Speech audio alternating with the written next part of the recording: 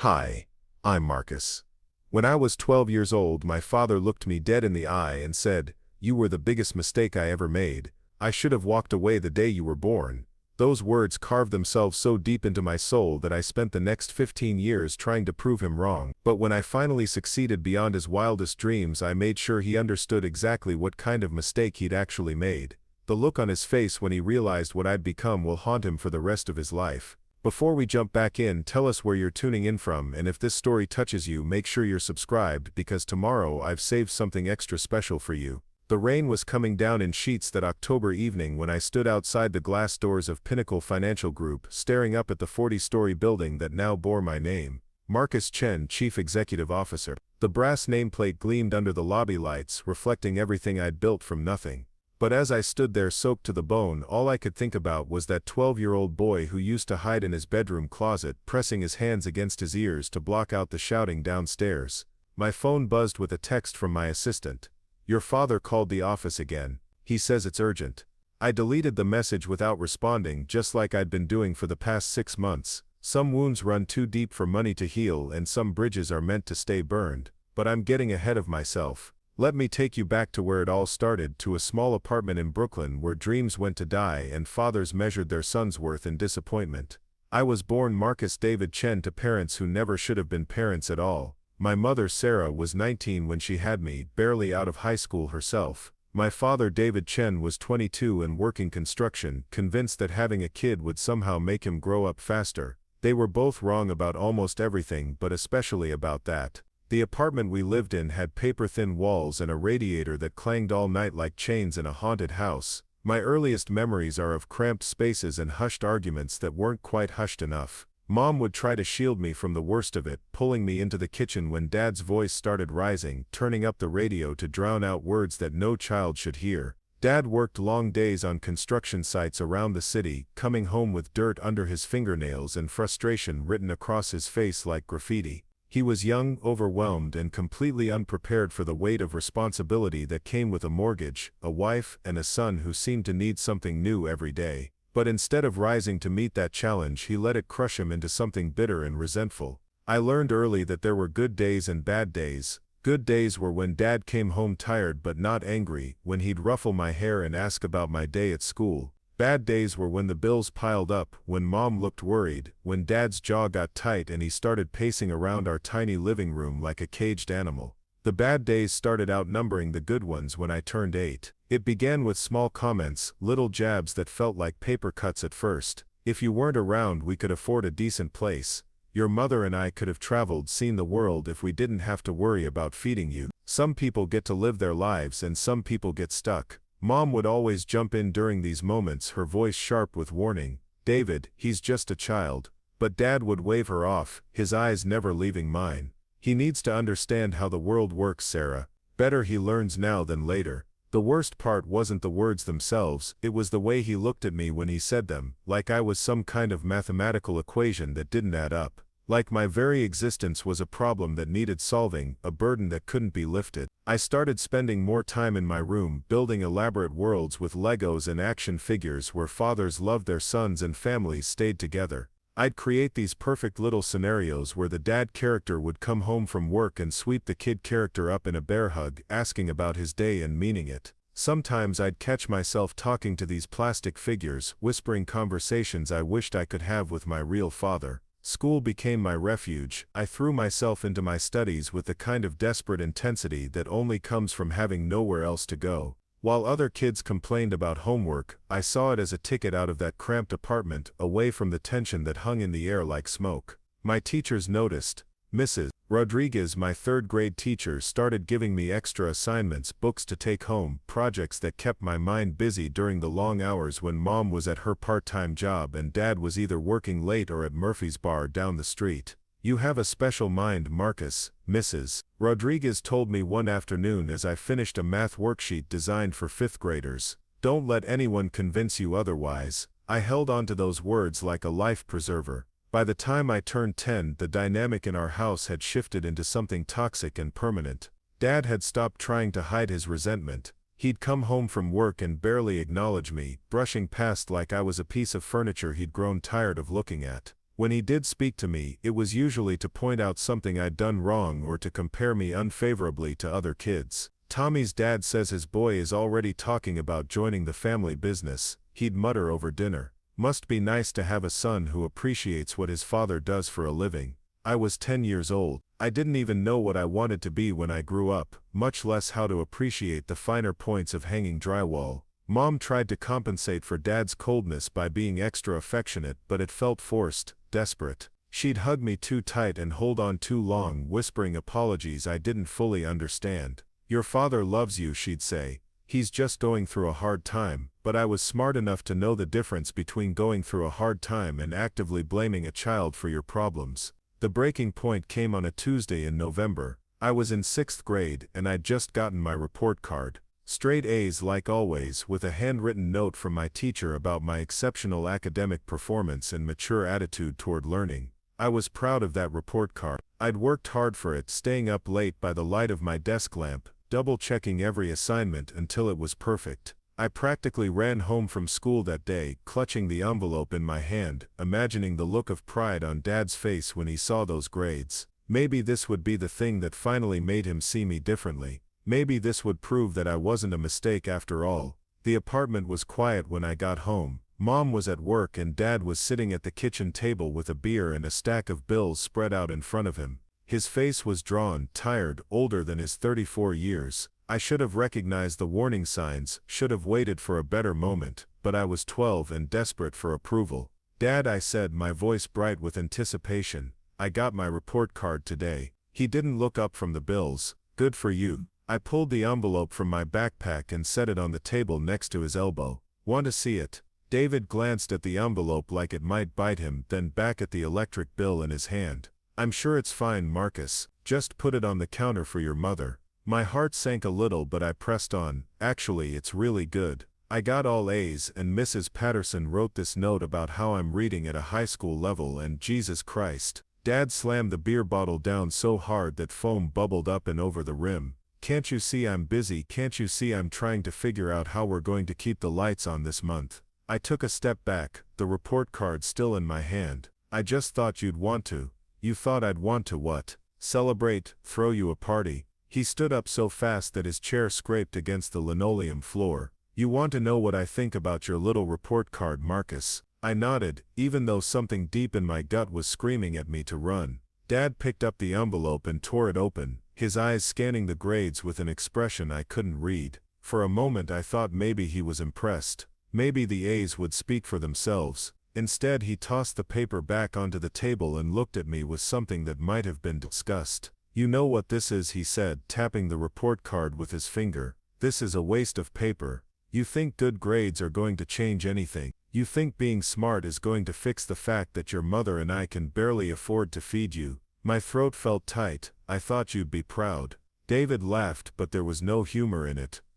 Proud of what? "Of having a son who lives in some fantasy world where report cards matter more than real life. You want to make me proud, Marcus? Get a job, start contributing to this family instead of just taking from it." I'm 12 years old. Yeah, and when I was 12, I was already helping my father with his business. I understood that family meant sacrifice, that sometimes you have to put aside your own selfish wants for the good of everyone else. The words hit me like physical blows. I stared at him, this man who was supposed to love me unconditionally, who was supposed to see potential in me even when I couldn't see it myself. Instead, all I saw was disappointment and resentment and something that looked an awful lot like hatred.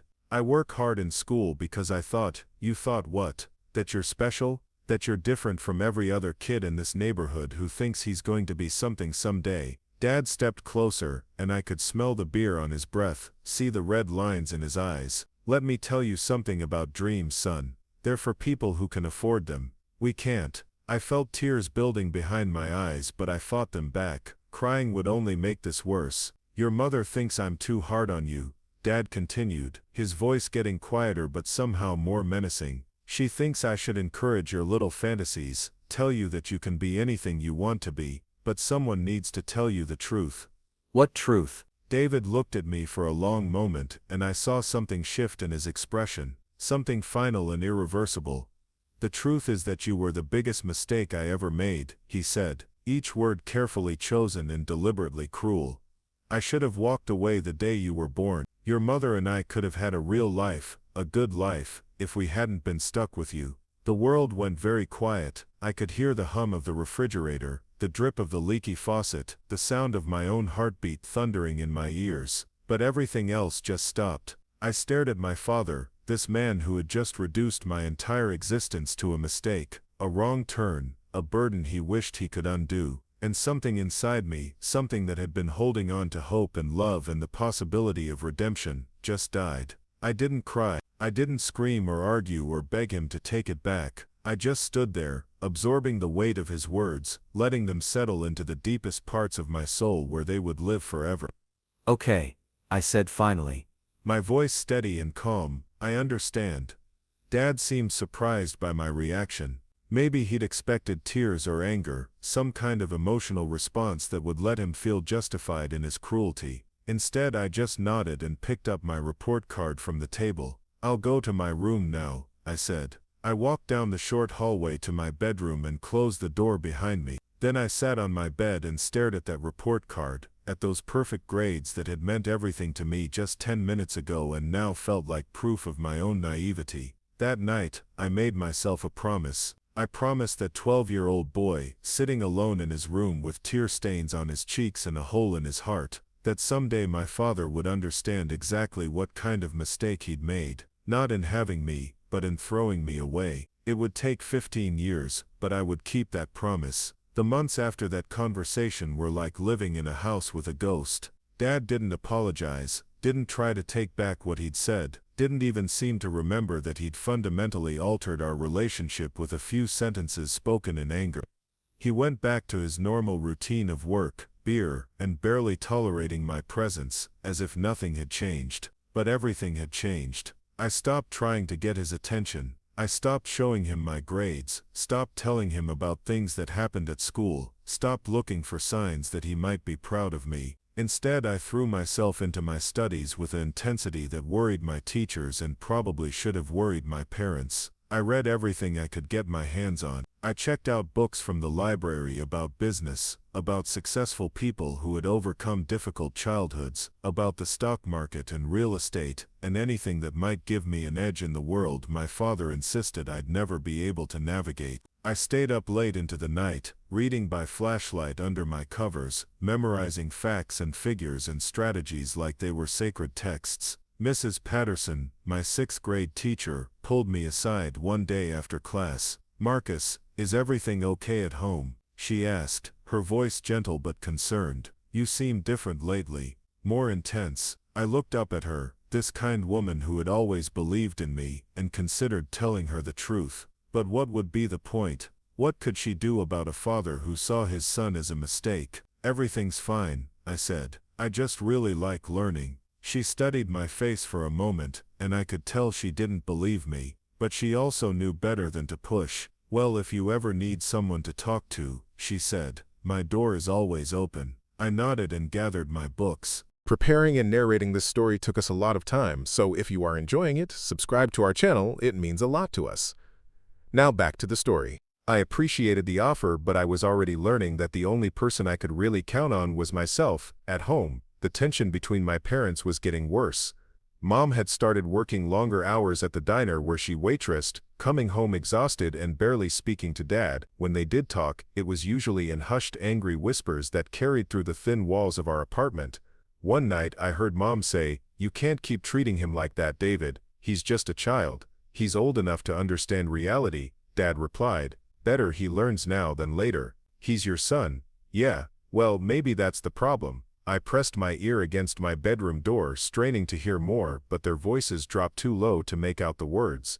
I did hear the front door slam a few minutes later, followed by the sound of Mom crying in the kitchen. I wanted to go to her to tell her it was okay, that I didn't need Dad's approval to be happy, but I stayed in my room staring at the ceiling and making plans. By the time I started 7th grade, I had developed a reputation as the smart kid who kept to himself. I didn't have many friends, mainly because I didn't have time for friends. While other kids were playing video games or hanging out at the mall, I was studying, planning, preparing for a future that felt both urgent and distant. I started working odd jobs around the neighborhood. Nothing that violated child labor laws, just small things like helping elderly neighbors with their groceries or shoveling snow from sidewalks in the winter. I saved every penny, keeping my money in a shoebox hidden under my mattress. Dad noticed the money eventually. "Where's this coming from?" he asked one evening, finding the small stack of bills I'd accidentally left on my dresser. "I help Mrs. Garcia with her groceries sometimes," I said, "and Mr. Peterson pays me to walk his dog." Dad counted the bills twice, his expression unreadable. "How much are you making?" "Maybe $20 or $30 a week." He looked at me like he was seeing me for the first time in months. "That's more than some adults make for part-time work." For a moment I thought he might be impressed. Maybe he'd realized that I was trying to contribute, trying to be the kind of son who didn't just take from the family. Instead, he pocketed half the money. "Family contribution," he said. "You live here, you eat our food, you help with expenses." I stared at him, feeling something cold and hard settle in my chest. Not anger, exactly, but something deeper and more permanent. A kind of clarity that comes when you finally stop expecting better from people who have shown you exactly who they are. "Okay," I said. That night I moved my shoebox to a new hiding place and started keeping my money in 3 different locations. I also made another promise to myself. Someday I would make more money than my father could imagine. And when that day came, he would understand exactly what kind of mistake he'd made in treating me like I was worthless. The next few years passed in a blur of studying, working, and carefully avoiding my father's attention. I learned to move through our apartment like a shadow, timing my activities around his schedule, staying out of his way when he was in one of his moods. Mom tried to bridge the gap between us, suggesting family dinners or movie nights, but Dad would usually find an excuse to be somewhere else. Eventually, she stopped trying. I graduated 8th grade as valedictorian, but I didn't bother telling my parents about the ceremony. What was the point? Dad had made it clear that my academic achievements were meaningless to him, and Mom was too tired and beaten down to fight for me anymore. High school was a fresh start, a chance to reinvent myself in a larger pond. I threw myself into advanced classes, extracurricular activities, and part-time jobs with the kind of intensity that made other students think I was either brilliant or crazy. Maybe I was both. I joined the debate team, the academic decathlon, and the business club.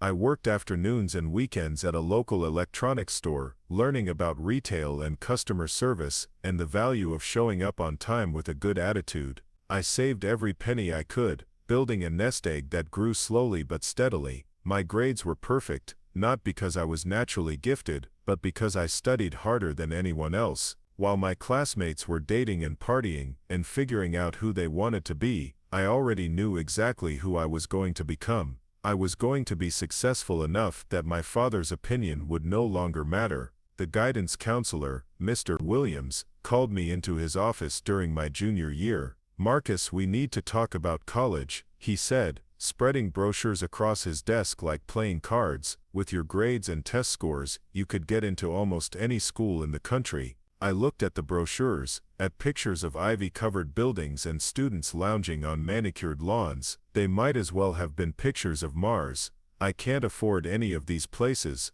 I said. Mr. Williams smiled. "That's what scholarships are for. You're exactly the kind of student these schools are looking for. First-generation college applicant, outstanding academic record, work experience, leadership potential. My father thinks college is a waste of time. What do you think?" I picked up a brochure for Columbia University, its campus just across the river, but feeling like another universe entirely. "I think it's my only shot at getting out of here." Mr. Williams leaned back in his chair. "Then let's make it happen." Over the next year, Williams and I worked together to craft college applications that told my story without telling too much. We highlighted my academic achievements, my work experience, my leadership roles in school organizations. We didn't mention the father who saw me as a mistake, or the cramped apartment where dreams went to die. I applied to 12 schools, each application representing hours of careful writing and research. I wrote essays about overcoming adversity, about the value of hard work, about my dreams of starting my own business someday. I didn't lie, but I didn't tell the whole truth either. Some stories are too personal to share with admissions committees. The acceptance letters started arriving in March of my senior year. Not just acceptances, but full scholarships to schools I'd only dreamed of attending: Columbia, NYU, Boston University, even an Ivy League school that offered me a complete ride plus a stipend for living expenses. I was 17 years old, sitting in my childhood bedroom with a stack of letters that represented everything I'd worked for, everything I'd sacrificed for, everything I'd promised that 12-year-old boy who'd been called a mistake. I should have been celebrating. Instead, I felt a strange kind of emptiness, like I'd reached the top of a mountain, only to realize I was still alone. Mom found me that evening, staring at the acceptance letters spread across my desk. "These came for you today," she said, holding another envelope.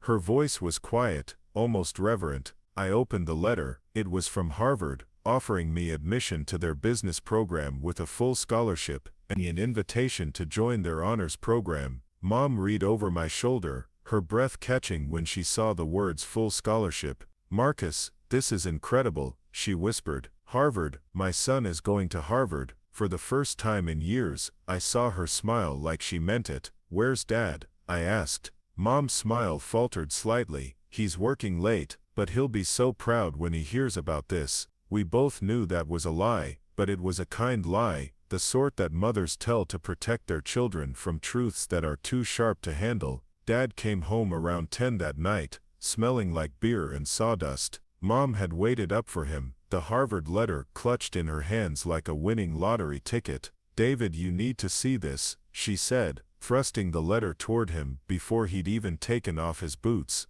Dad squinted at the letter, his eyes moving slowly across the word. I watched his face carefully, looking for some sign of pride or surprise, or even basic acknowledgement that his son had just accomplished something remarkable. Instead, his expression remained flat, almost bored. "Harvard, huh?" he said, tossing the letter onto the kitchen counter like it was junk mail. "It's a full scholarship," Mom said, her voice bright with excitement and desperation. "They're paying for everything: tuition, room and board, even books." Dad opened the refrigerator and pulled out another beetle. "Good thing, since we sure can't afford it." I felt that familiar tightness in my chest, the same feeling I'd had when he called me a mistake all those years ago. But this time, I wasn't 12 years old. This time, I had options. This is Harvard we're talking about," Mom pressed on. "Do you understand what this means? What Marcus has accomplished?" Dad took a long sip of beer and finally looked at me. His eyes were cold, calculating, like he was trying to figure out the angle. "What I understand," he said slowly, "is that my son thinks he's too good for his family now, thinks he's going to run off to some fancy school and forget where he came from." The words hung in the air like smoke. Mom looked stricken, her eyes darting between Dad and me like she was watching a car accident in slow motion. I stood up from the kitchen table, the acceptance letters still scattered in front of me. For a moment, I considered trying to explain what this meant to me, trying to make him understand that this wasn't about being too good for anything. This was about becoming good enough for myself. Instead, I just nodded. "You're right," I said, my voice calm and steady. "I am going to forget where I came from. I'm going to work very hard to forget everything about this place."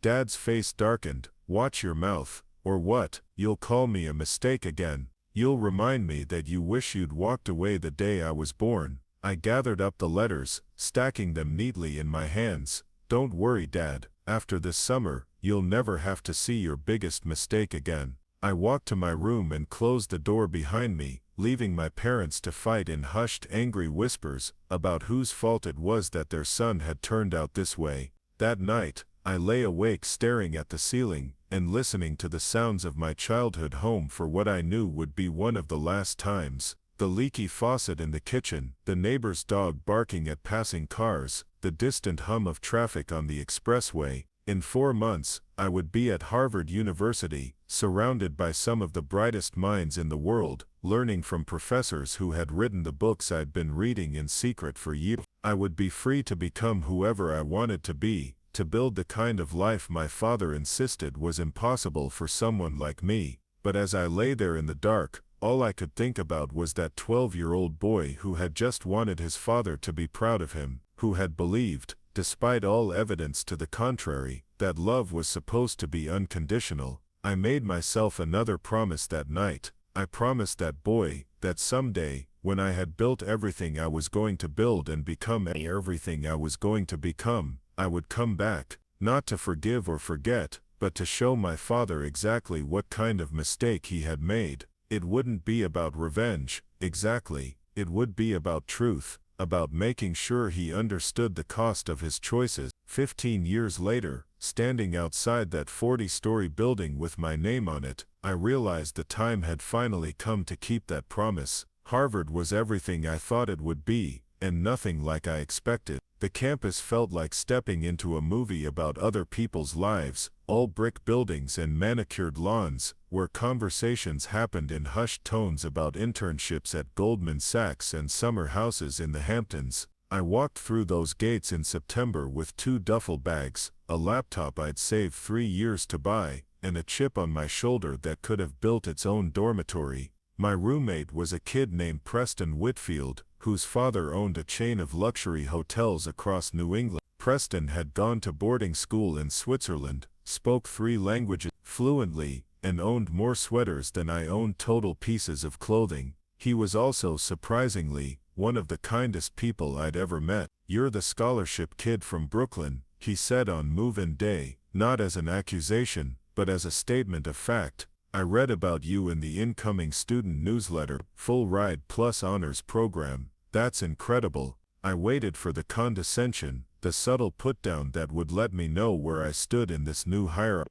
Instead, Preston just started unpacking his things and asking me about my intended major. "Business," I said, setting my books on the desk that would become my sanctuary. "Over the next 4 years, finance track or entrepreneurship, both, if they'll let me." Preston paused in hanging up what looked like a hand-tailored suit. "Smart. My father always says the real money isn't in managing other people's wealth, it's in building your own." That first semester was like learning a new language, not just the academic material, which was challenging but manageable, but the social codes and unspoken rules that governed how people interacted in this rarefied environment. I watched how my classmates spoke to professors, how they carried themselves in study groups, how they talked about summer plans and family connections like they were discussing the weather. I learned to mimic their confidence while keeping my background carefully edited. When someone asked about my family, I'd mentioned that my father worked in construction and changed the subject.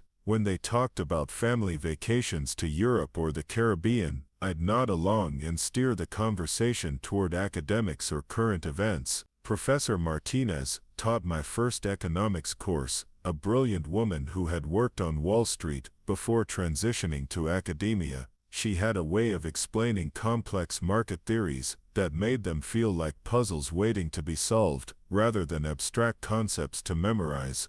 "Mr. Chen," she said one afternoon after I'd stayed late to ask questions about derivatives trading, "you approach these problems differently than your classmates, more methodically, like you're building something."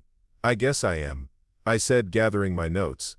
"Building and understanding." She studied me for a moment. "Have you given any thought to what you want to do after graduation?" "Start my own company eventually. Something in financial services or investment management." Professor Martinez nodded slowly. "That's ambitious. Also smart. The best way to build real wealth is to own the vehicle that creates it, not just drive someone else's." She handed me a business card for a summer internship program at a boutique investment firm in Manhattan. "They're looking for students who think like entrepreneurs, not just employees." Interested. I took the card, feeling the weight of possibility in my hands.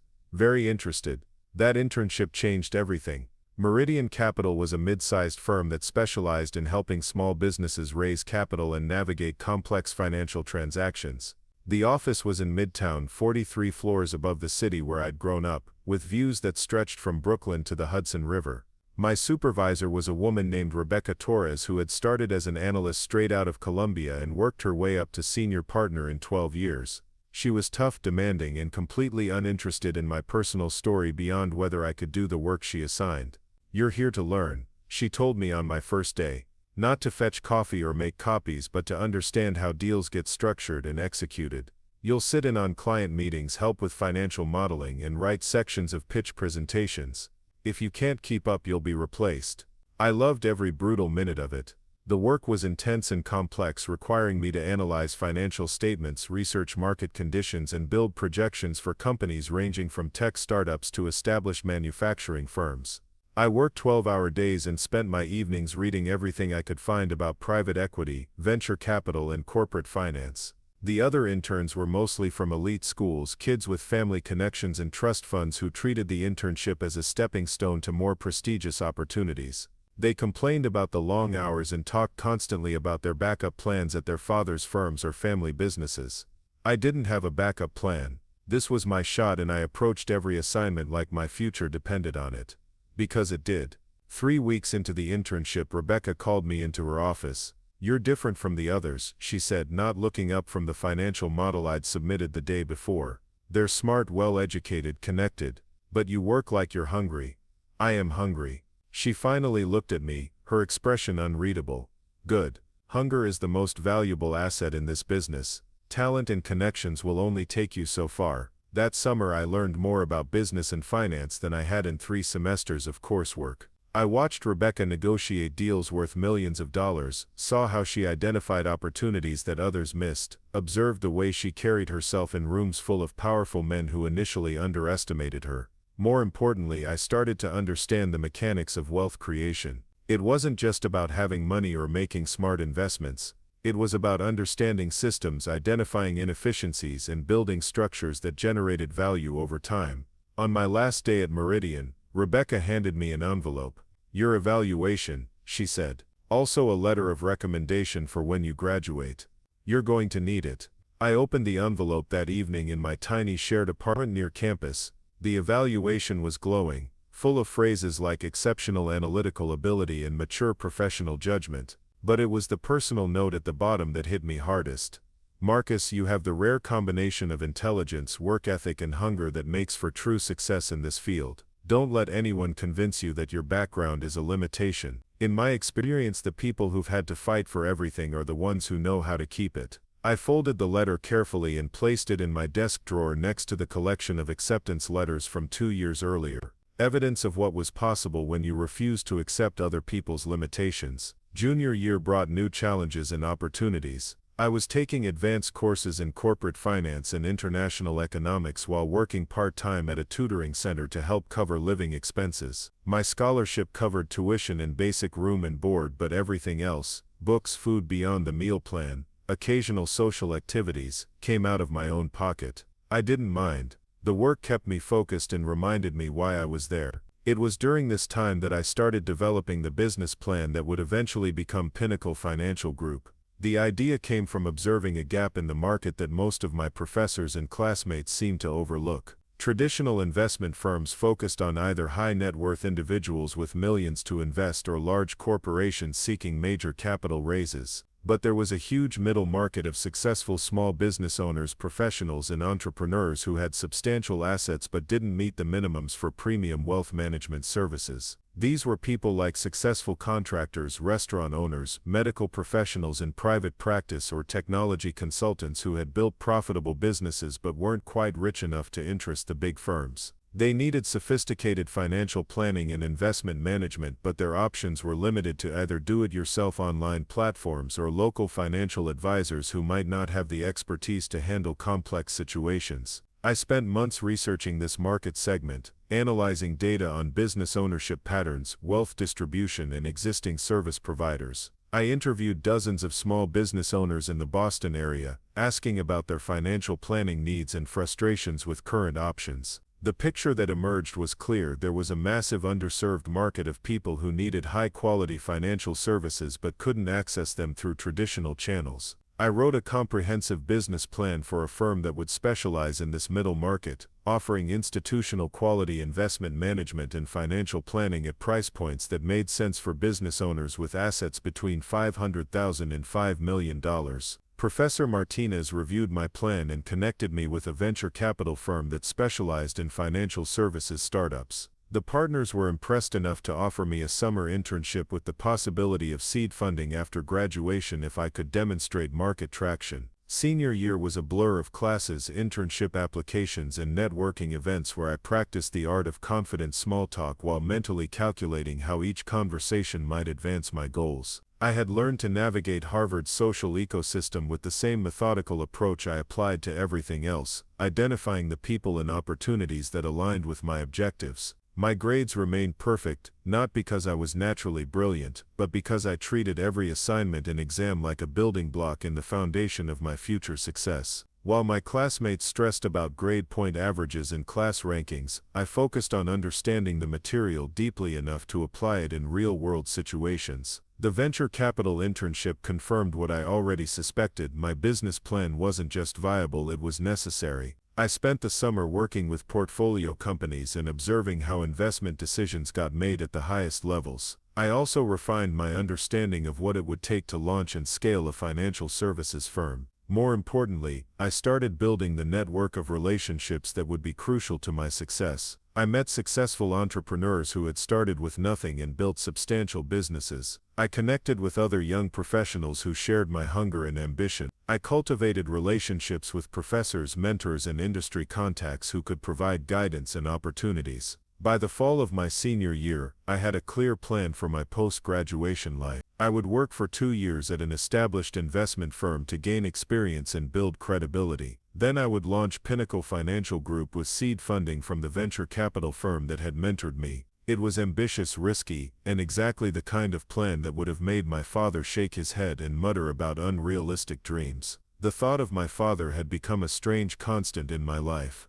Not a source of pain anymore, but a kind of fuel. Every success, every milestone, every step closer to my goals was also a step further away from the boy who had been called a mistake. I didn't think about revenge or proving him wrong in the dramatic sense. It was more like building a wall between who I was becoming and who he had tried to convince me I would always be. I called home exactly twice during my 4 years at Harvard. Once when Mom was in the hospital with pneumonia, and once when I graduated summa cum laude with dual degrees in economics and business administration. The first call was brief and focused on practical matters. Mom was recovering well, Dad was working more hours to cover the medical bills, everything was fine but expensive. The second call was longer and more complicated. "Marcus, I'm so proud of you," Mom said, her voice thick with emotion. "Harvard. Can you believe it?" I could believe it because I had worked for it every day for 4 years, but I understood what she meant. "Is Dad there?" I asked. There was a pause. "He's at work, but he knows about graduation. I told him you were speaking at the ceremony." I had been selected to give the student address at commencement, an honor that still felt surreal. Standing in front of thousands of people, including some of the most successful individuals in the country, and talking about achievement and opportunity and the responsibility that comes with privilege. "Will he watch it online?" I asked, though I already knew the answer. Another pause. "You know your father, he's not good with computers." We both knew that wasn't the real reason. After graduation, I moved to Manhattan and started work at Goldman Sachs as an investment banking analyst. The hours were brutal. 14-hour days were considered light, and 100-hour weeks were common during busy periods. The work was demanding, detail-oriented, and exactly what I needed to understand how major financial transactions worked at the highest levels. My apartment was a studio in Queens that cost more per month than my parents paid for their entire place in Brooklyn. It was barely large enough for a bed and a desk, but it was mine, and it had a view of the Manhattan skyline that reminded me every morning why I was working those impossible hours. The culture at Goldman was intensely competitive. My fellow analysts were brilliant, ambitious, and mostly from backgrounds that made Harvard look like a safety school. They had gone to prep schools I'd never heard of, summered in places I couldn't pronounce, and spoke casually about family friends who ran major corporations or sat on presidential cabinets. I learned to hold my own in this environment by focusing on what I could control: the quality of my work, the depth of my analysis, and the reliability of my output. While others networked aggressively or tried to position themselves for the most visible assignments, I concentrated on becoming indispensable through competence and consistency. My managing director, James Morrison, was a 20-year veteran who had worked on some of the largest mergers and acquisitions in Wall Street history. He was demanding, impatient, and absolutely brilliant at identifying the key variables that determined whether a deal would succeed or fail. "Chen," he said, one evening as I was finishing a financial model at 10 o'clock on a Friday night. "You're different from the other analysts." I looked up from my computer screen, wondering if this was a compliment or a criticism. "How so?" James sat on the edge of my desk, loosening his tie. "Most of them are here because it's the logical next step in a predetermined path. Prep school, Ivy League, Goldman, business school, then a corner office somewhere. They're following a script. And me, you're here. You're here because you want to be here. There's a difference." He was right. While my colleagues treated investment banking as a temporary stepping stone to something better, I was studying every aspect of the business with the intensity of someone who planned to use this knowledge to build something of my own. I worked on transactions ranging from tech startup acquisitions to multi-billion-dollar corporate mergers. I learned how to value companies, structure deals, negotiate terms, and manage the complex relationships between investors, executives, and boards of directors. Most importantly, I observed how successful people made decisions under pressure and uncertainty. 18 months into my time at Goldman, I was assigned to work on the acquisition of a mid-size manufacturing company by a private equity firm. The target company was family-owned, profitable, but struggling to compete with larger rivals who had access to better technology and distribution networks. The family wanted to sell but was concerned about preserving the company's culture and protecting their employees' jobs. The private equity firm saw an opportunity to streamline operations and improve margins through strategic cost-cutting. I spent weeks analyzing the company's finances, interviewing key employees, and developing projections for various post-acquisition scenarios. What I discovered was a well-managed business with loyal customers and skilled workers, but inefficient systems and outdated technology that were limiting growth potential. In the final negotiations, I suggested a structure that would allow the family to retain a minority stake in the business while giving the private equity firm control over strategic decisions. This approach addressed the family's concerns about legacy, while providing the new owners with the flexibility they needed to modernize operations. The deal closed successfully, and 6 months later, the company was outperforming all projections. Employment had actually increased as new technology enabled expansion into additional markets. James Morrison called me into his office the day the first post-acquisition financial results were released. "That was your idea, wasn't it?" he asked, sliding a copy of the financial report across his desk. "The minority stake structure. It seemed like the best way to align everyone's interests." James nodded slowly. "Most analysts would have just run the numbers and presented the options. You took the time to understand what all the parties really wanted and found a way to give it to them." He leaned back in his chair, studying me with the same intensity he brought to analyzing investment opportunities. "You're not planning to stay here long-term, are you?" The question was direct and unexpected. I considered deflecting or giving a diplomatic non-answer, but something about James's manner suggested he would appreciate honesty. "No, sir, I'm planning to start my own firm eventually." Good. Investment banking is an excellent education, but it's not a destination for someone with your instincts. That conversation marked a turning point in my relationship with James and my trajectory at Goldman. Instead of just being another analyst grinding through assignments, I became someone James invested time in mentoring. He started including me in client meetings, asking for my opinions on strategic questions, and introducing me to senior executives and entrepreneurs who might be valuable contacts later. He also shared insights about the business that went beyond technical skills or analytical frameworks. "Success in this industry isn't just about being smart or working hard," he told me one evening, as we reviewed materials for a major presentation. "It's about understanding people, what motivates them, what they're afraid of, what they really want even when they can't articulate it themselves. How do you develop that understanding? By paying attention and asking the right questions. Most people will tell you exactly what you need to know if you listen carefully enough." I started applying this insight to every interaction, whether with clients, colleagues, or potential contacts. I learned to read body language, listen for what people weren't saying, and identify the underlying concerns that drove their decision-making. This skill became particularly valuable when I started working on transactions involving family-owned businesses or entrepreneur-led companies. These situations required understanding not just the financial metrics, but the emotional and personal factors that influenced how deals got structured and negotiated. My second year at Goldman was even more intense than the first, but also more rewarding. I was given increased responsibility, worked on larger and more complex transactions, and started building a reputation within the firm as someone who could handle difficult or sensitive situations. I was also saving aggressively, living well below my means and investing every spare dollar in a diversified portfolio of stocks, bonds, and real estate investment trusts. My goal was to accumulate enough capital to fund the launch of Pinnacle Financial Group without relying entirely on external investors.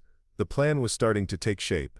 I had identified office space in Lower Manhattan that would be perfect for a boutique investment firm.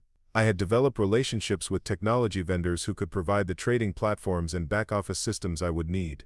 Most importantly, I had started building a pipeline of potential clients through networking and referrals from contacts I'd made during my time in investment banking. Everything was proceeding exactly according to schedule when I received a phone call that changed the trajectory of my carefully planned life.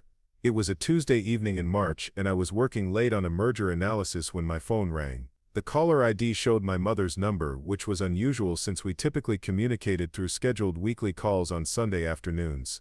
"Marcus." Mom's voice was strained, tired in a way that immediately put me on alert. "I need to tell you something."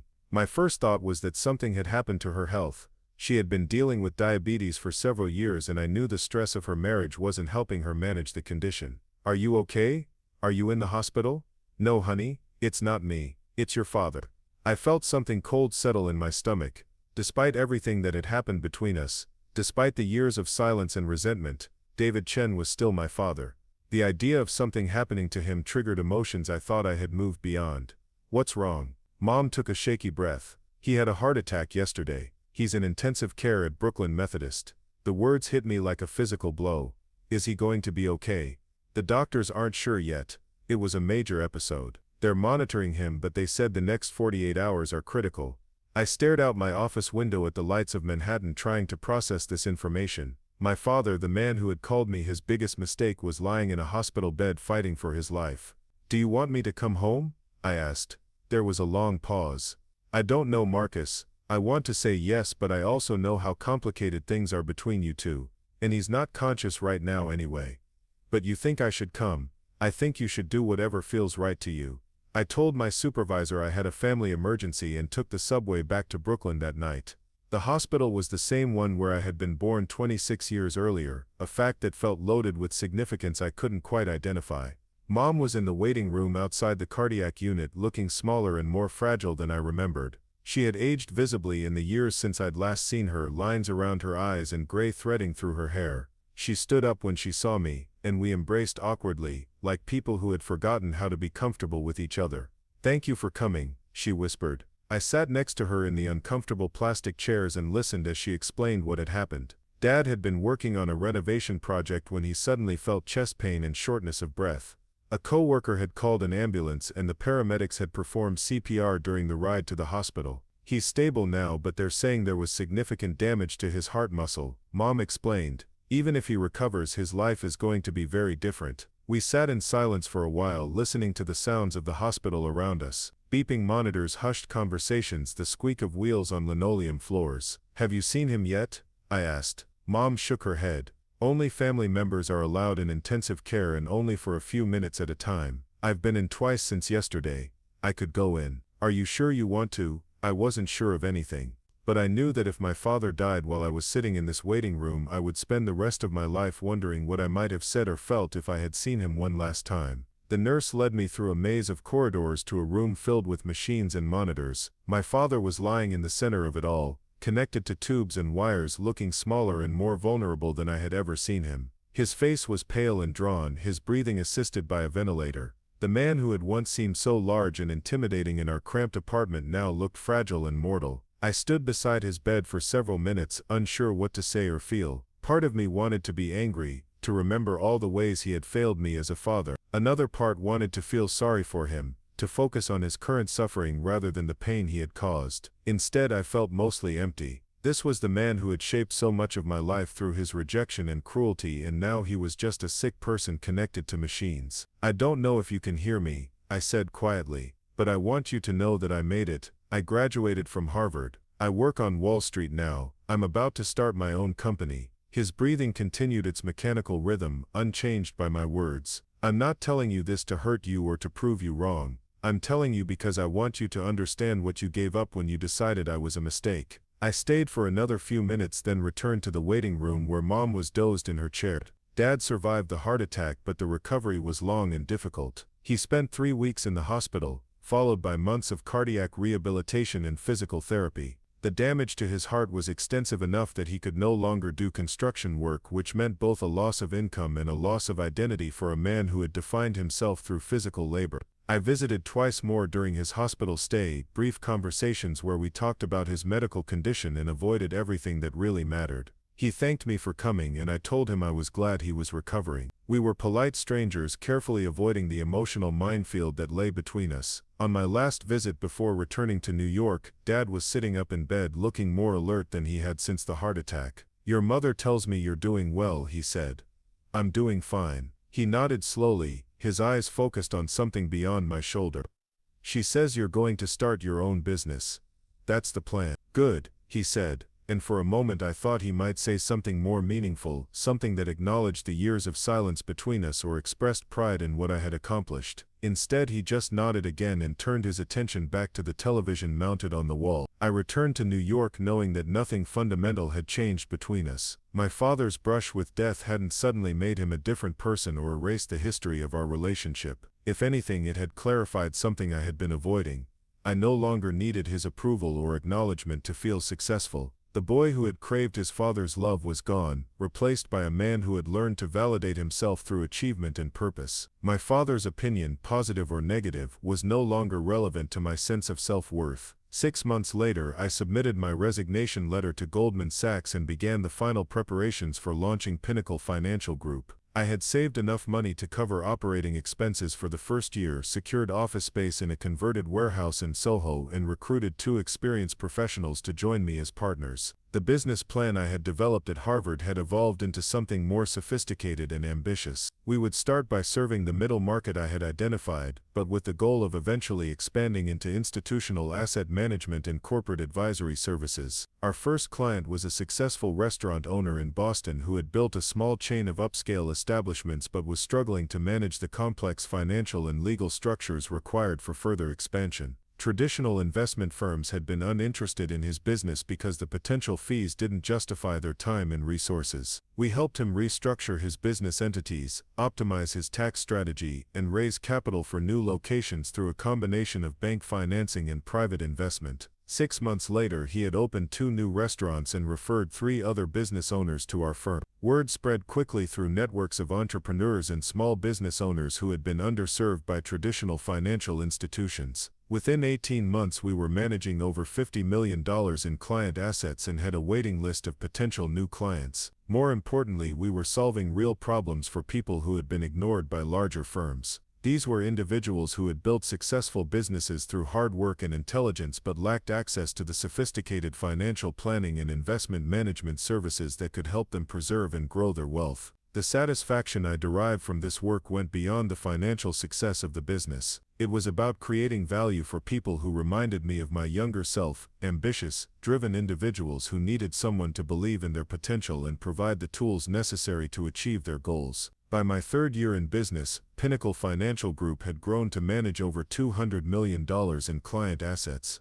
We had moved to larger offices in Midtown and expanded our team to include specialists in tax planning, estate planning, and investment research. The financial press had started taking notice of our success, particularly our focus on serving entrepreneurs and business owners who had been overlooked by traditional wealth management firms. I was invited to speak at industry conferences and was profiled in several business publications as an example of how technology and innovative service models were disrupting established financial services firms. The recognition was gratifying, but it also served a deeper purpose. Every article, every speaking engagement, every award or acknowledgement was another piece of evidence that the boy my father had called a mistake had built something meaningful and valuable. I thought about calling him when we reached our first $100 million in assets under management. I imagined the conversation, how I might explain what I had accomplished and what it meant. But each time I considered picking up the phone, I realized I didn't need his validation anymore. The success itself was enough. It was during this period of rapid growth that I received another unexpected phone call from my mother.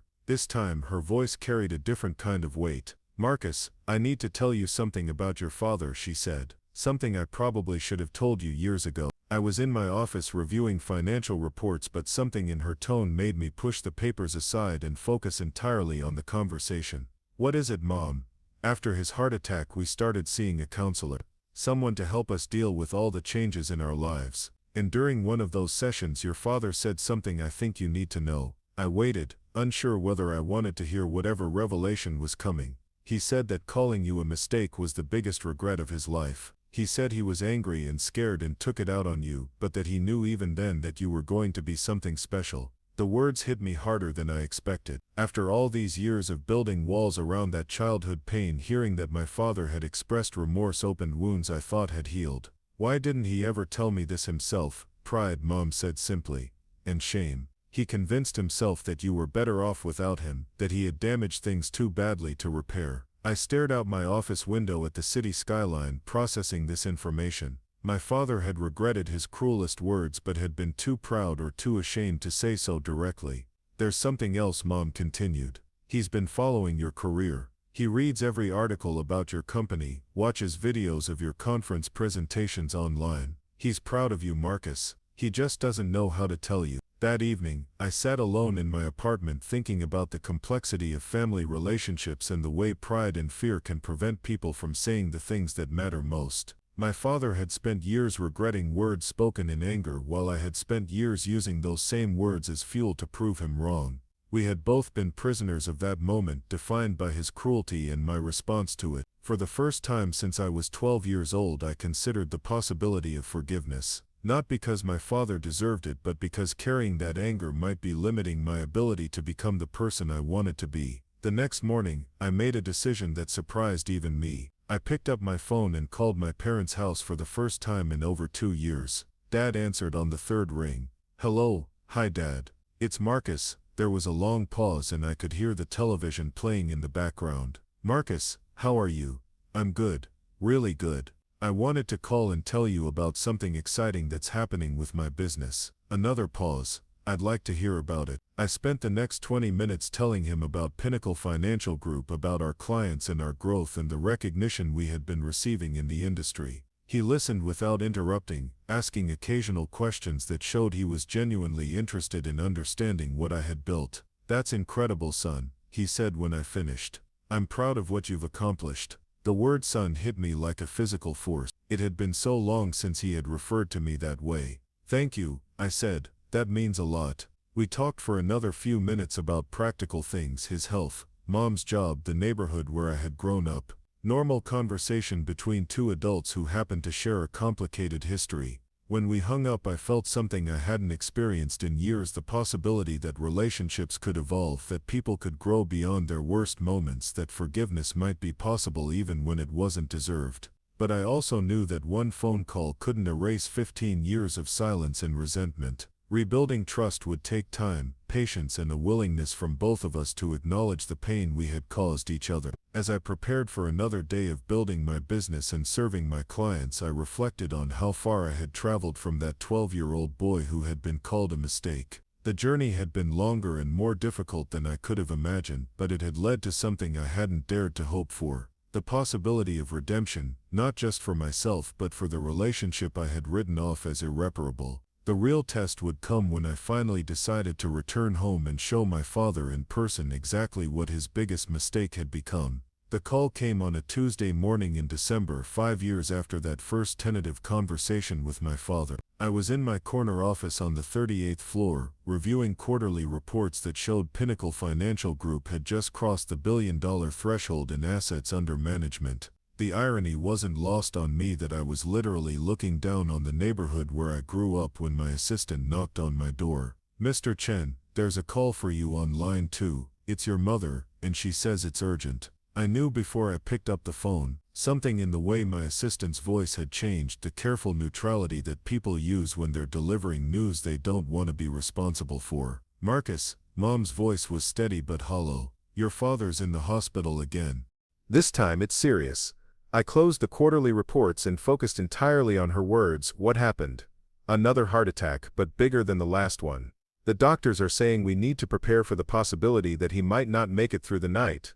I stared out my window at the December sky, gray clouds hanging low over the city like a ceiling. I'll be there in an hour. You don't have to come. I know how busy you are with the business and everything. Mom, I'm coming. I canceled my afternoon meetings, grabbed my coat, and took a car service to Brooklyn Methodist Hospital. During the 40-minute ride through traffic, I thought about all the conversations my father and I had never had, all the things left unsaid between us over the years. Our relationship had improved somewhat after that first phone call, but it remained careful and limited. We spoke every few months, usually about safe topics like my business or his health. We had never addressed the fundamental hurt between us, never talked about the words that had defined our relationship for so many years. The hospital waiting room was crowded with relatives I barely recognized, cousins and uncles who had materialized for this crisis but had been absent during the years when their presence might have mattered more. Mom sat in the corner looking exhausted and older than her 62 years. How is he? I asked, taking the seat beside her. Stable for now, but the damage is extensive. They're saying his heart is functioning at less than 20% capacity. She paused, choosing her words carefully. Marcus, I think you should go see him. While you still can. The cardiac intensive care unit was quieter than I remembered, all hushed efficiency and blinking monitors. Dad was awake this time, though he looked fragile and diminished among the machines surrounding his bed. His eyes were clearer than during his previous hospitalization, more present and aware. Marcus, he said when he saw me. You came. Of course I came. He gestured weakly to the chair beside his bed. Sit down. There are things I need to say to you. I settled into the uncomfortable hospital chair, unsure what to expect. We had never had the kind of conversation where deep truths were shared or old wounds were examined. The doctors tell me I probably won't leave this place, he said without preamble, so I'm going to say things I should have said years ago. I waited, my heart beating faster than the situation seemed to warrant. When you were 12 and I called you a mistake, that was the cruelest thing I've ever done in my life. Not just because it hurt you, but because it was a lie. His voice was weak but steady, each word carefully chosen. You were never a mistake, Marcus. You were the best thing I ever had a hand in creating, and I was too proud and too scared to admit it. I felt something shift in my chest, a loosening of tension I'd carried for so long I'd forgotten what it felt like to be without it. Why scared? I asked. Dad closed his eyes for a moment, gathering strength. Because you were everything I wanted to be and knew I never could be. Smart, ambitious, disciplined. Even as a kid you had this focus, this sense of purpose that I never possessed. He opened his eyes and looked directly at me. I was 22 years old when you were born, barely making enough to pay rent, watching my friends go out and live their lives while I was changing diapers and worrying about doctor bills. And instead of stepping up and becoming the father you deserved, I blamed you for reminding me of my own limitations. The machines around us continued their electronic symphony, marking time while we finally had the conversation that should have happened 15 years earlier. I followed your career, he continued. Every article about your company, every interview you gave. I watched that presentation you made at the Financial Services Conference last year. Twice. This surprised me. I had given a keynote address about innovative approaches to wealth management, and it had been posted online afterward. The idea that my father had not only watched it but found it worth watching twice was almost incomprehensible. I was proud of you, he said. Prouder than I had any right to be, considering how little I contributed to the man you became. You contributed more than you know, I said, the words coming out before I'd fully formed the thought. Dad raised an eyebrow, a gesture so familiar it transported me back to childhood. How do you figure that? I considered my answer carefully. You taught me that I couldn't depend on anyone else to validate my worth, that if I wanted something, I had to earn it myself. Those aren't bad lessons, even if they weren't delivered in the kindest way. That's generous of you to say. It's not generosity, it's just the truth. We sat in silence for several minutes, the weight of 26 years of complicated history settling between us. Marcus, Dad said finally, I know I don't have the right to ask this, but I need you to forgive me. Not for my sake, but for yours. Don't carry this anger around for the rest of your life. I looked at this man who had shaped so much of my identity through his rejection and criticism, who was now asking for something I wasn't sure I knew how to give. "I forgave you a long time ago," I said, and realized as I spoke the words that they were true. I had to. Carrying that resentment was only hurting me. Dad's eyes filled with tears, and for the first time in my adult life, I saw him as fully human rather than the larger-than-life figure who had dominated my childhood fears and ambitions. "Thank you," he whispered. I reached over and took his hand, something I couldn't remember doing since I was very small. His skin was warm but thin, marked with IV lines and the spots that come with age and illness. "I need to tell you something too," I said. "I built my entire career trying to prove you wrong about me being a mistake, and it worked. I succeeded beyond anything I could have imagined when I was 12 years old. I can see that, but somewhere along the way, I realized that the most important thing wasn't proving you wrong. It was proving to myself that I had value, regardless of what anyone else thought." Dad squeezed my hand with what little strength he had. "That's the most important lesson anyone can learn. You helped teach me that, even if it wasn't intentional." We talked for another hour, covering ground we should have explored years earlier. Dad told me about his own childhood, about his father who had been even more critical and distant than he had been with me. He explained how young and overwhelmed he had felt when I was born, how he had repeated patterns he swore he would never perpetuate. I told him about Harvard, about the loneliness of those early years when I felt like an imposter among classmates who had been preparing for that world their entire lives. I described the satisfaction of building Pinnacle Financial Group from nothing, of creating something that provided real value to people who had been overlooked by traditional institutions. "You know what I'm most proud of?" Dad said as visiting hours were ending.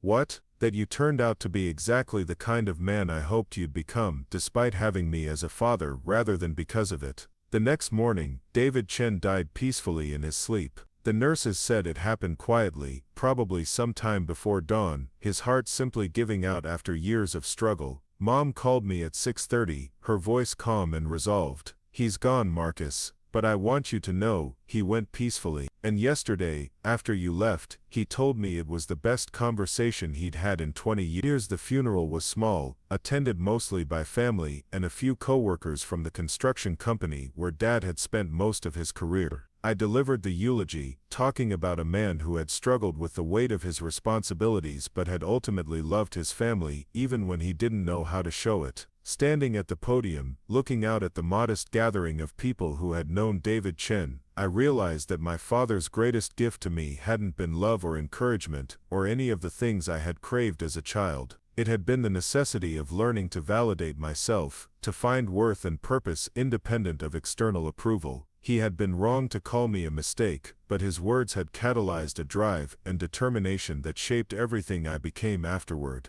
In trying to prove him wrong, I had discovered capabilities I might never have developed otherwise. After the service, Mom and I sat in the same diner where she had worked when I was growing up, sharing coffee and pie while rain drummed against the windows. "What will you do now?" I asked. "I'm thinking about moving to Florida. Your Aunt Linda has been asking me to come down there for years." She stirred her coffee slowly, a gesture I remembered from childhood. "What about you?" "I'm going to keep building the business. We're expanding into international markets next year." Your father would have been amazed by that. His son doing business all over the world. I smiled.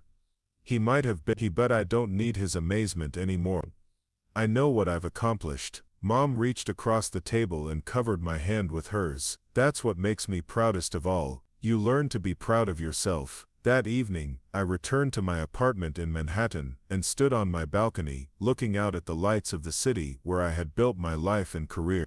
In my pocket was a letter I had written to my father but never sent, full of things I had wanted to say over the years. I didn't need to send it anymore. We had finally said what needed to be said. The next morning, I returned to my office and the work of continuing to build something meaningful. Pinnacle Financial Group had grown far beyond my original vision, serving thousands of clients and managing billions in assets. We had offices in 6 cities and partnerships with firms around the world. But more than the financial success, I was proud of what we had created. We provided sophisticated financial services to entrepreneurs and business owners who reminded me of my younger self, People who had built something from nothing and needed guidance on how to preserve and grow what they had accomplished. My assistant knocked on my door around noon. "Mr. Chen, there's a reporter from the Wall Street Journal here to see you. Something about a story they're writing on innovative financial services firms. Send them in." The reporter was a sharp woman in her 30s who had obviously done her research. She asked thoughtful questions about our business model, our client base, and the trends we saw shaping the financial services industry. "One last question," she said, closing her notebook. "You've built something remarkable here, starting from essentially nothing. What drives you? What keeps you motivated when you're already more successful than most people ever dream of being?" I thought about her question, about the boy who had been called a mistake, and the man who had spent 15 years trying to prove that assessment wrong. I think the best motivation comes from understanding that your worth isn't determined by other people's opinions, I said. When you learn to validate yourself through your work and your values rather than external approval, you're free to build something that really matters. She nodded and made a final note. That's a powerful philosophy. After she left, I returned to my desk and the quarterly reports that showed continued growth across all areas of our business. But I found myself thinking not about profit margins or expansion plans, but about the conversation I'd had with my father in his hospital room. He had asked for forgiveness, and I had given it freely. But more importantly, we had both acknowledged the complicated truth about our relationship, that his failure as a father had inadvertently created the conditions for my success as a man. I pulled out my phone and scrolled through my contacts until I found my mother's number. "Hi Mom," I said, when she answered. "I was thinking about Dad today, and I wanted to call and tell you something." "What's that, honey?" "I'm grateful for everything that happened between us, all of it, even the hard parts. It made me who I am." He would have been glad to hear that. I think he already knew. That evening, I had dinner with friends at a restaurant in Soho, celebrating a major deal we had closed earlier in the week. As I listened to the conversation around me, I felt a deep sense of satisfaction that had nothing to do with financial success or professional recognition. I had built something meaningful from nothing. I had learned to value myself based on my own standards rather than seeking approval from people who couldn't or wouldn't give it. Most importantly, I had found a way to honor both the pain and the strength that came from my complicated relationship with my father. David Chen had called me his biggest mistake, and in a way he was right. I was a mistake in his original plan for his life, an unintended consequence that forced him to confront his own limitations and fears. But I had turned that mistake into something powerful and purposeful. I had taken his words and used them as fuel to build a life and career that exceeded anything he could have imagined when he spoke them in anger. In the end, that was my gift to both of us. I had proved that being called a mistake didn't make me one, and that sometimes the cruelest words can become the foundation for the greatest achievements. My father's biggest regret had become my greatest motivation, and that transformation was something neither of us could have predicted when I was 12 years old. Standing in our cramped kitchen with my report card in my hand, learning that love wasn't always enough to overcome fear and disappointment, but understanding was enough, forgiveness was enough, and the knowledge that I had built something meaningful from the broken pieces of our relationship was more than enough. Up next, you've got 2 more standout stories right on your screen. If this one hit the mark, you won't want to pass these up, just click and check them out.